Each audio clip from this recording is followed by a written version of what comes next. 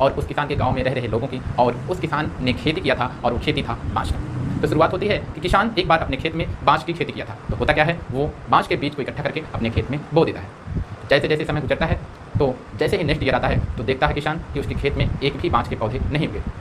ऐसे ही समय गुजरता गया, लेकिन उसने हार नहीं मानी और वो फिर देखता है नेक्स्ट ईयर भी आ जाता है, यानी दूसरा साल भी आ जाता है, और वो देखता है कि बाँस के पौधे नहीं उगे। फिर ऐसे ही समय गुजरता गया और फिर साथियों तीसरा साल भी आ गया और उसने देखा कि बाँस के पौधे नहीं उगे। तो उसके गाँव वालों ने कहा, हो ये क्या, इसका तो बाँस का सारा बीज ही सड़ गया है, अब इसका खेत नहीं सही हो पाएगा। तो साथियों जैसे ही चौथा साल आता है, फिर भी उसका बाँस का पौधा नहीं उगा, लेकिन वो किसान हार नहीं मानता है, अपनी मेहनत पर अटल रहता है और विश्वास करता है नेचर पर। लेकिन जैसे ही पाँचवां साल आता है, तो उसने देखा कि पूरे खेत से एक बाँस का पौधा अंकुरित हो गया, और वो बाँस का पौधा कुछ ही महीनों के बाद 80-90 फीट तक बढ़ गया। तो उसने देखा कि एक छोटा सा वही बीज इतना समय क्यों लिया।